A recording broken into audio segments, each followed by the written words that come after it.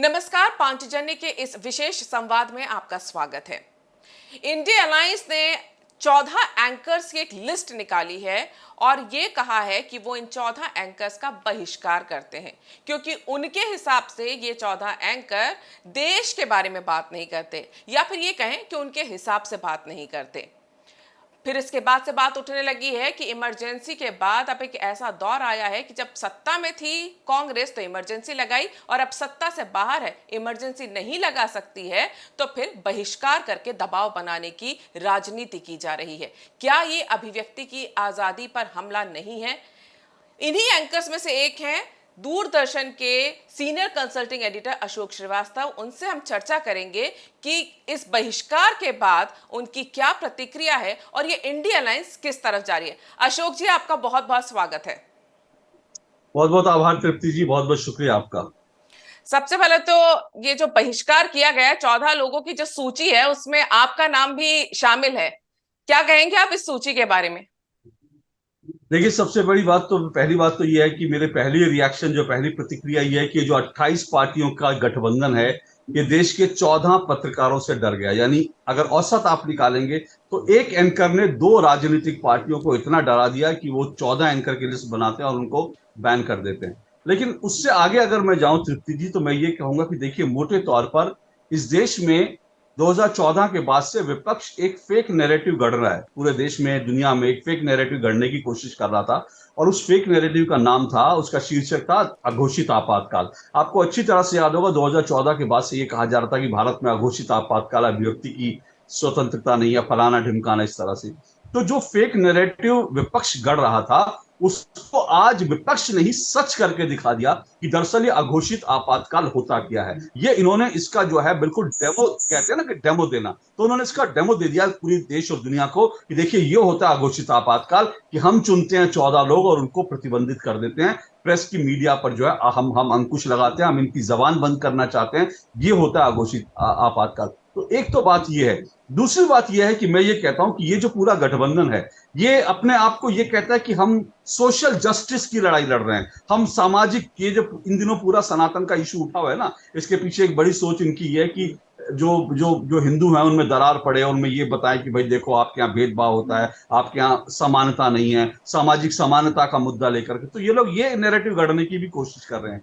अब ये लोग जो सामाजिक समानता की बात करते हैं उनमें उन्हीं लोगों ने जो है पत्रकारों में से 14 दलित समाज के जो पत्रकार थे उनको चुना और दलित समाज के पत्रकारों को कहा कि भैया हम छुआछूत में बिलीव करते हैं और आप लोग जो अनटचेबल हो, इसलिए हम आपके, क्योंकि ये लोग जो है सो कॉल्ड जो है, ये लोग अपने आप को हाई पेडेस्टल पे रखते हैं, तो बाकी इनके लिए जो पत्रकार है वो हाई पेडेस्टल पर है। हम लोग दलित पत्रकार हैं तो हम आप लोग के मंच पे हम नहीं आएंगे क्योंकि आप लोग जो है अछूत हैं। तो ये मेरा पहला रिएक्शन है। और जैसा मैंने कल भी ट्वीट किया था, मैं ये मानता हूँ अघोषित आपातकाल है। 1975 में देश में पहली बार आपातकाल लगा था, इंदिरा जी ने आपातकाल लगाया था। अब डीएनए तो वही है, उसी डीएनए के लोग हैं जिन्होंने अब देश में एक बार फिर से और ये दिखा दिया दुनिया को कि आपातकाल लगाने के लिए आपको सत्ता में होना जरूरी नहीं है। आप विपक्ष में रहकर भी, अगर आपकी मानसिकता वो है, अगर आपके डीएनए में तानाशाही है, तो आप विपक्ष में रहकर भी आपातकाल देश पर लगा सकते हैं, मीडिया को बैन कर सकते हैं और जो है सामाजिक संस्थाओं को और देश की तमाम जो संवैधानिक संस्थाएं हैं, आप उन सब के खिलाफ एक मोर्चा खोल सकते हैं क्योंकि आप जो है आपके डीएनए में तानाशाही है और इसलिए इन्होंने ये करके दिखाया। अशोक जी, प्रश्न यहाँ पर यह है कि 14 एंकर्स के इन्होंने अलग अलग चैनलों के एंकर्स हैं उनके नाम दे दिए, लेकिन चाहे इंडिया अलायंस की समस्त पार्टियां ये अच्छी तरह से जानती हैं कि किसी भी चैनल में एंकर जो है वो एडिटोरियल पॉलिसी तय नहीं करते हैं, वो चैनल तय करता है और अगर चैनल ना चाहे तो एंकर वो शो नहीं कर सकता। ऐसे में चुन चुन के 14 एंकर्स के नाम देना और चैनल का बहिष्कार ना करना, क्या ये सीधे सीधे उन 14 लोगों को धमकाने की एक नाकामयाब कोशिश नहीं है? बिल्कुल आप ठीक कह रहे हैं तृप्ति जी। दरअसल इन्होंने 14 आइडेंटिफाई किया और मुझे नहीं पता, मेरे पास 2 दिन पहले ये पूरी सूचना आ गई थी, कल तो लिस्ट सामने आई। मेरे पास 2 दिन पहले ही बहुत एक जानकार व्यक्ति जिसके काफी संबंध संपर्क है, उनका कॉल आ गया था और उन्होंने मुझे बताया था कि पहली जो शुरुआती लिस्ट इन्होंने तैयार की थी वो शायद 32 या 34 पत्रकारों की थी, लेकिन उन 32 और 34 पत्रकारों में से कुछ ने जो है डर के शायद इन लोगों से संपर्क किया और उन लोगों से फिर कुछ डील हुई है और उन्होंने शायद हथियार डाल दिया। उन्होंने कहा जी जैसा आप कहोगे हम आपकी धुन पे नाचेंगे, हम राहुल गांधी जिंदाबाद करेंगे। तो शायद उन लोगों ने हथियार डाल दिए, तो उनके जो है नाम उस लिस्ट से काट दिए गए और उसके बाद 14 लोगों की लिस्ट जारी की। एक बात। दूसरी बात देखिए, जो आपने कहा ना तृप्ति जी की ये चैनल का बहिष्कार नहीं कर रहे, तो देखिए मैं आपको ये बताऊं, आपको अच्छी तरह से याद होगा 2019 में जब राहुल गांधी जी बार बार कहते थे चौकीदार चोर है, और उसके बाद सुप्रीम कोर्ट से उनको फटकार लगी, माफी मांगनी पड़ी, उसके बाद वो जनता ने उनको रिजेक्ट कर दिया। उस वक्त भी खुन्नस में आकर के कांग्रेस ने सभी चैनलों का बहिष्कार कर दिया था, कहा हमारे प्रवक्ता किसी चैनल पे नहीं जाएंगे। लेकिन उसको पता है, कांग्रेस को अच्छी तरह से पता है कि इससे कुछ फायदा नहीं होने वाला बल्कि नुकसान होने वाला है। आप अगर नहीं आएंगे तो चैनल तो तब भी चलेंगे ना। और इस देश में कांग्रेस अकेली पार्टी नहीं है, वो दौर गया जब कांग्रेस देश की सबसे बड़ी अकेली पार्टी होती थी। अब तो बहुत सारी पार्टियां हैं। कल ही मैंने देखा कि कांग्रेस के प्रवक्ता नहीं बैठे थे लेकिन समाजवादी पार्टी के प्रवक्ता बैठे थे, तो उनको लगा हमारे लिए मौका है, तो कांग्रेस को लगा वो मौका गवा देगी, तो उसने अपना वो जो गैग ऑर्डर था उसको वापस लिया और उसके बाद कांग्रेस ने जाना शुरू किया चैनल में। इस बार इन्होंने क्या सोचा कि अगर चैनल का बहिष्कार करेंगे तो क्या होगा, इनकी विजिबिलिटी खत्म हो जाएगी और ये फिर उनको इनको इनको पत्रकारों को पैरों में गिरना पड़ेगा कि भाई साहब हमें भी दिखाओ, क्योंकि हम भी चुनाव में उतरे हुए। तो इसलिए इन्होंने एक स्ट्रैटेजिक मूव चला कि 14 को टारगेट कर देते हैं चैनल में। अब देखिए एक ही चैनल में एक एंकर जो है उसका शो पे नहीं जाएंगे, दूसरे एंकर के शो पे जाएंगे। इसका मायने क्या हुआ, ये खेल खेल रहे हैं कि उस चैनल पे जिसके शो में हम जाते हैं और जिसके शो में हमें मुश्किल सवाल नहीं होते, उसी के शो को प्रमोट करें, उसको उसी एंकर को जो है वहां पर जो है प्रमुखता मिले। तो इससे क्या होगा कि जो एंकर मुश्किल सवाल पूछता है, जो एंकर इनकी फेक न्यूज फेक नैरेटिव को एक्सपोज करता है, वो डर जाएगा, वो दरकिनार हो जाएगा। वो जो है समाज में पत्रकारिता में वो दलित और वो ओबीसी और पिछड़े की तरह हो जाएगा। उससे जो है उनको एक तो कॉर्नर करने की मदद मिलेगी। फिर क्या है कि अभी 14 के खिलाफ ये निकालेंगे तो हो सकता है 140 पत्रकार और डर जाएं। तो ये इन 14 पत्रकारों का टेस्ट है बहुत बड़ा। अगर इनमें से, क्योंकि देखिए कल के इनके बयान में क्या था, कल के इनके बयान में था, कांग्रेस ने कहा कि हम अभी वॉच कर रहे हैं इन लोगों को, अगर ये लोग थोड़ा सा सुधर गए तो फिर इनका ये ऑर्डर वापस ले लिया जाएगा। मतलब सुधर गए तो आप क्या चाहते हैं कि हम लोग अपने शो में आपको जो है आए भाषण देने के लिए आमंत्रित करें और आपके साथ राहुल गांधी जिंदाबाद, राहुल गांधी जिंदाबाद, देश में लोकतंत्र खत्म हो गया, हम आपकी धुन पे नाचे, यही चाहते हैं आप? तो हम ये सुधरे क्या? तो अब इसमें से ये देख रहे हैं कि 14 में से क्या कुछ टूटते हैं, फिर ये देख रहे हैं कि 14 का फर्क 140 पे क्या बढ़ता है। और मैं तृप्ति जी आपको ये भी बता दूं, मेरे पास पहले दिन से जो जानकारी है वो ये है कि ये इनका पहला कदम है कि इन्होंने 14 पत्रकारों को आइडेंटिफाई किया है। अगला इनका कदम ये होगा कि इन चैनलों से संपर्क करेंगे और इनसे कहा जाएगा कि आप इन एंकर्स को या तो हटा दीजिए, नहीं तो इनको साइडलाइन कर दीजिए, इनके प्रोग्राम बंद कर दीजिए, नहीं तो जो इंडी अलायंस की जो राज्य सरकारें हैं वो आपको चुनाव तक कोई भी विज्ञापन नहीं देंगी। तो इस तरह से तोड़ने की, इनको चैनल्स को झुकाने की कोशिश करेंगे। और कल देखिए ये बड़ा संयोग है, ये जो एक सो कॉल्ड जो एक फैक्ट चेकर है, ये जो पिज्जी फैक्ट चेकर है, जो राहुल गांधी के डॉग के कुत्ते के बिस्किट खा खा के जो बड़ा हुआ है, तो कांग्रेस के मतलब कांग्रेस के पैसे से, मैं तो ये खुलकर कहता हूं कि ये फंडिंग पूरी कांग्रेस और ये जो जॉर्ज सोरोस है उसकी फंडिंग हो रही है। तो ये जो सो कॉल्ड फैक्ट चेकर है, इसने जो है कल एक ट्वीट किया था और उस ट्वीट में इसने कहा कि क्या अब विज्ञापन बैन होंगे, विज्ञापनों को देना बंद करेंगी राज्य सरकारें। तो ये पूरी स्ट्रैटेजी है। अब ऐसे लोग डिमांड करेंगे, कुछ लोग और ट्वीट करेंगे और उसके बाद जो है विज्ञापन ना दिया जाए इस तरह का। तो ये पूरी स्ट्रैटेजी है।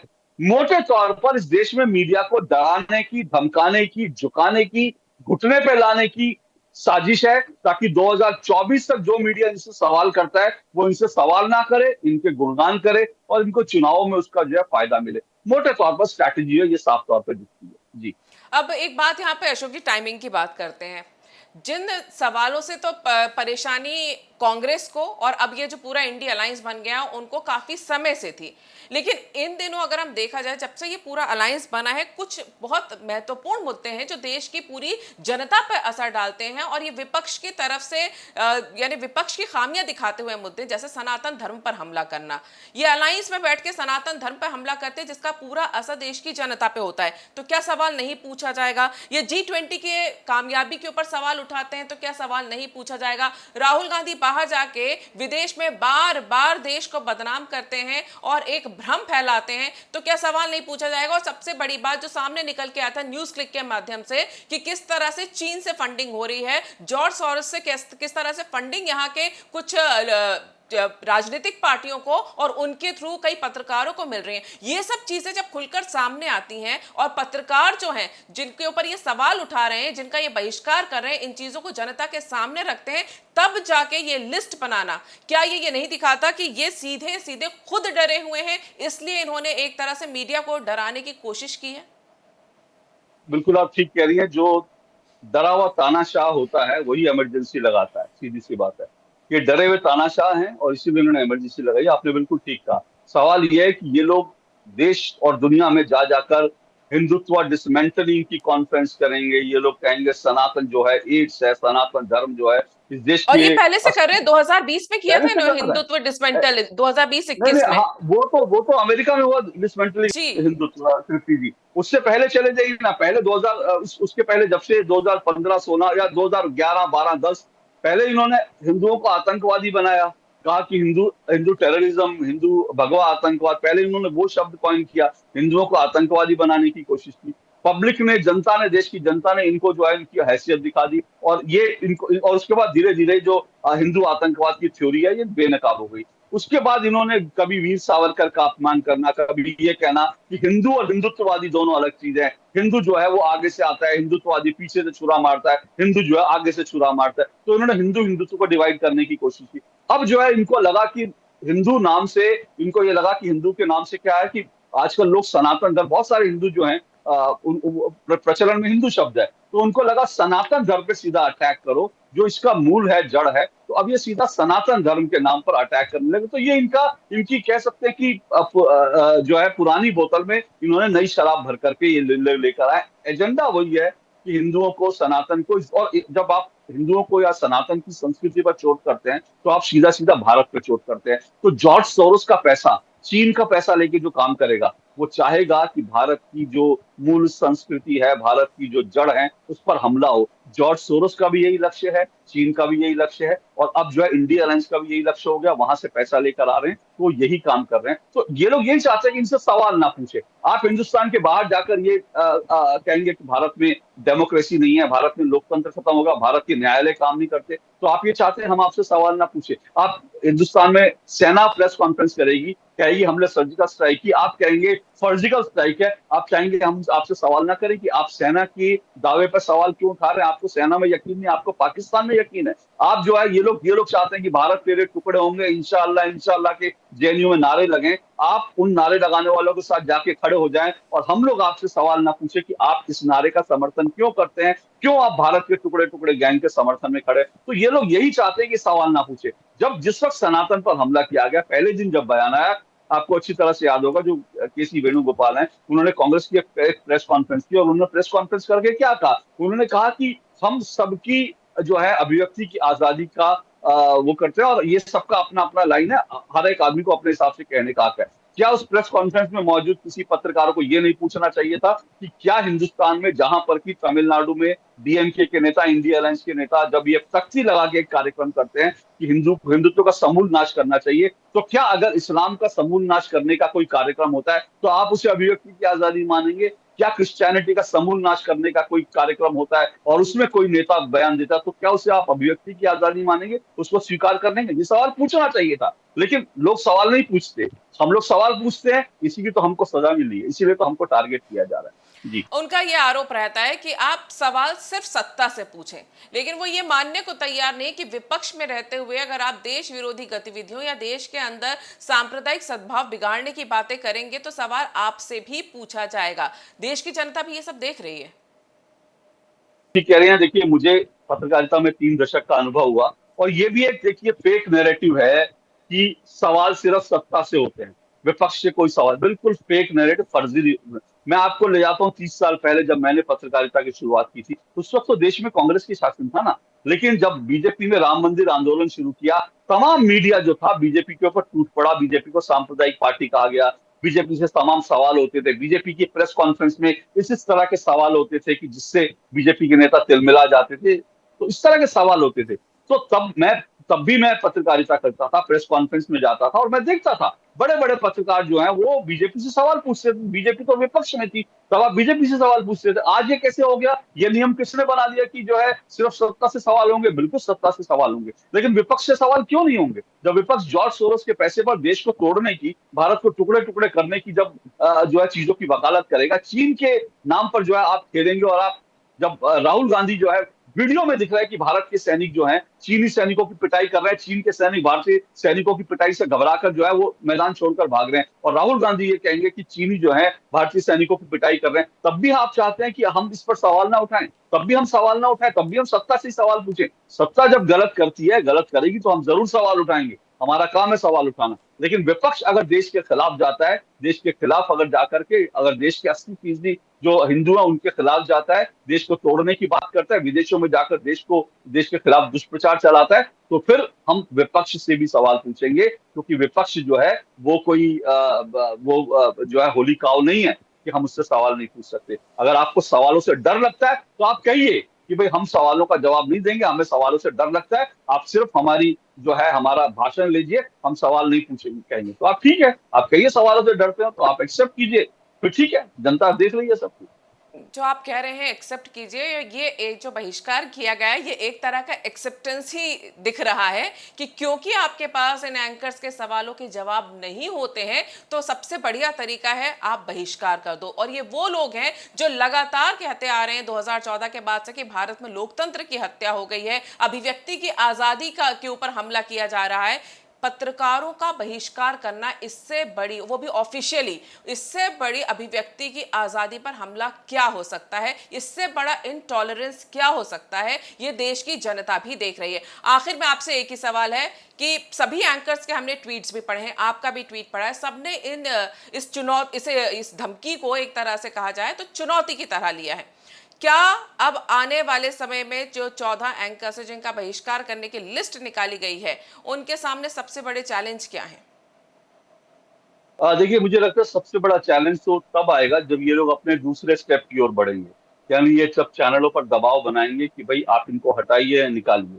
क्योंकि अल्टीमेटली देखिए, आपने शुरू में ही कहा और ये बस सही बात है कि अल्टीमेटली एक जो एंकर है वो कोई चैनल का मालिक नहीं है। वो अल्टीमेटली वहां पर एक जो है व्यक्ति है जो वहां पर नौकरी कर रहा है। वो अपने हिसाब से कार्यक्रम तैयार करता है, देश की जनता उसका कार्यक्रम देखती है, इसलिए उसको कार्यक्रम दिया जाता है। मालिक भी कोई एहसान नहीं करते इन एंकर्स पर। अगर मेरे जितने सहयोगी हैं, मान लीजिए सुधीर चौधरी हो, या फिर चित्रा त्रिपाठी हो, या फिर जो है अदिति त्यागी हो, या फिर सुशांत हो, या फिर अमन चोपड़ा हो, ये सब ऐसे लोग हैं जिनके कार्यक्रम, अमीश देवगन, जिनके कार्यक्रम देश में सबसे ज्यादा देखे जाते हैं, क्योंकि देश की जनता इनको पसंद करती है, और इनकी डिलीवरी हो, इनका कंटेंट हो, लोग उस कंटेंट को पसंद करते हैं, इसलिए चैनल मालिकों ने उनके प्रोग्राम को देते हैं, दिखाते हैं। लेकिन अब चुनौती ये आएगी कि चैनल मालिक जो है उनकी रीढ़ की हड्डी जो है, उनकी कितनी रीढ़ की हड्डी है, ये देखना बड़ा दिलचस्प होगा। क्योंकि अभी दबाव और बढ़ेगा। ये मत सोचिए कि हम लोग आवाज उठाएंगे और ये इतनी जल्दी, जॉर्ज सोरोस के पैसे में बहुत दम है, अभी तो छोटा सा रकम आई है। जैसे जैसे जैसे ये परफॉर्म करते जाएंगे, जैसे जैसे परफॉर्मेंस होती है ना, कि आपने अच्छी परफॉर्मेंस की तो आपको अगली किस्त मिलती है पैसे की, अगली परफॉर्मेंस की तो अगली किस्त मिलती है, तो इसी तरह से जो कुछ यूट्यूबर्स हैं उनको इस बैन के बाद एक अगली किस्त पहुंच गई होगी, उसके बाद जो है पॉलिटिकल पार्टियों को अगली किस्त जो है जॉर्ज सोरोस से पहुंचेगी, तो और दबाव बनाएंगे। तो इस तरह की दबाव बनाने की चीजें अभी बढ़ेंगी। उस वक्त देखना यह रहेगा कि कौन कौन सीधा खड़ा रहता है, किसकी रीढ़ की हड्डी में कितना दम है, और कितने चैनल के मालिक जो है वो दरअसल इन एंकर्स के पीछे खड़े रहते हैं।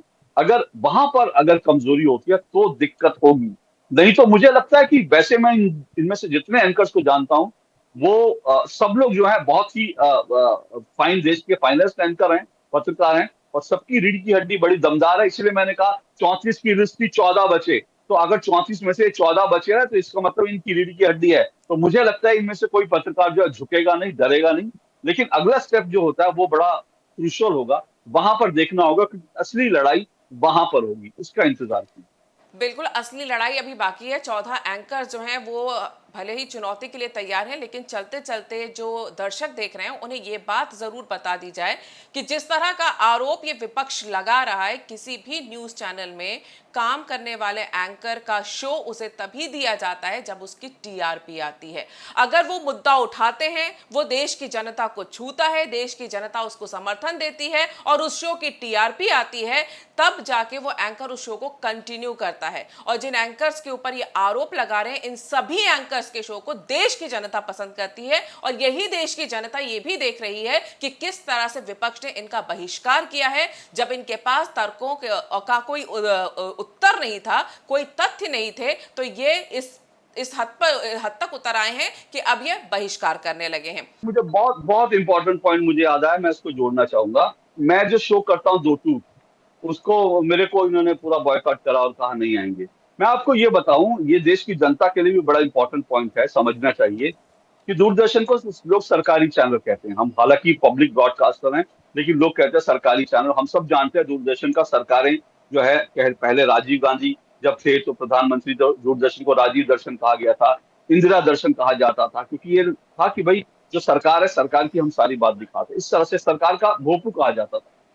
लेकिन मैं आपको ये बता रहा हूं, 2014 के बाद नरेंद्र मोदी जब से शासन में आए हैं, दूरदर्शन को वास्तव में स्वायत्तता मिली है। और इसका सबसे बड़ा प्रमाण ये है कि 2014-15 से पहले, जब तक 2-2 प्रोग्राम नहीं शुरू हुआ था, दूरदर्शन पे ऐसा कोई प्रोग्राम नहीं था जिसमें बाकायदा विपक्ष को बुलाया जाए और विपक्ष को एक मंच दिया जाए अपनी बात रखने के लिए।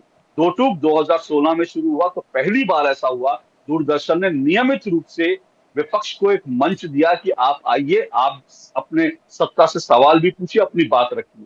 पहली बार ऐसा हुआ। मेरे कार्यक्रम के दौरान कई बार मुझे कांग्रेस के जब प्रवक्ता जब अपनी ट्यून पे डांस करने के लिए कहते थे, तो वो कहते थे कि आप तो दूरदर्शन है, आप कैसे ऐसे वो कर सकते हैं। तो मैं उनसे कहता था, पूछता था, आप मुझे बताइए कि 2014 से पहले जब देश में आपकी सरकार थी, तब दूरदर्शन पे ऐसा कौन सा कार्यक्रम था जहां विपक्ष के नेताओं को नियमित रूप से बुलाया जाता था, मंच दिया जाता था। तो आप ये सोचिए कि दूरदर्शन ने स्वायत्त हुआ, सरकार ने इतनी ऑटोनॉमी दी कि हम लोग एक नहीं, आज की तारीख में हम 3-3 कार्यक्रम 1-1 घंटे के शो करते हैं, जहां हम विपक्ष को मंच देते हैं, कहते हैं आइए आप अपनी बात रखिए। उसके बावजूद जो है आप ये कह रहे हैं कि आपकी आवाज नहीं दे रहे। अब आप क्या चाहते हैं कि मतलब हम आपको भाषण देने के लिए हम मंच सजा दें, अपने शो से पहले एक मंच लगा दें, माइक लगा दें और कहें नेताजी आइए और देश को संबोधित कीजिए, क्योंकि देश जो आपका भाषण सुनने के लिए मरा जा रहा है। तो आप इस हद तक हमने मंच दे दिया, इससे ज्यादा हम क्या कर सकते हैं। लेकिन अगर मेरे मंच पर आप फेक न्यूज फैलाएंगे तो मैं आपको सवाल करूंगा। आप देश विरोधी बात करेंगे मेरे मंच पर तो मैं आपको सवाल करूंगा।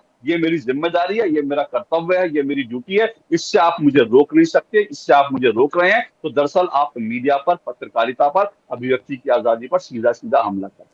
जी बिल्कुल। और मैं ये भी बता दूं यहाँ पर दर्शकों को कि दूरदर्शन की बात यहाँ पर की गई है। आप प्राइवेट चैनल्स के लिए एक बार ये कह सकते हैं कि वो किसी एक पार्टी के लिए कार्य कर सकते हैं, तरह तरह के आरोप लगा सकते हैं, लेकिन दूरदर्शन को हमेशा से सरकारी चैनल के तौर पर देखा गया। और जो बात अभी अशोक जी ने कही है वो बहुत ही महत्वपूर्ण है कि 2014 से पहले कभी भी ऐसा नहीं होता था कि विपक्ष को मौका दिया जाए किसी चैट शो में, और ये काम शुरू किया गया है 2014 यानी मोदी सरकार के आने के बाद। तो जो लोग निष्पक्षता की बात करते हैं, जो लोग अभिव्यक्ति की आजादी की बात करते हैं और जो लोग इनटॉलरेंस की बात करते हैं, विशेष तौर से कांग्रेस जैसा विपक्ष, उन्हें यह बात सुननी भी चाहिए और देश की जनता को यह सब कुछ समझना भी चाहिए।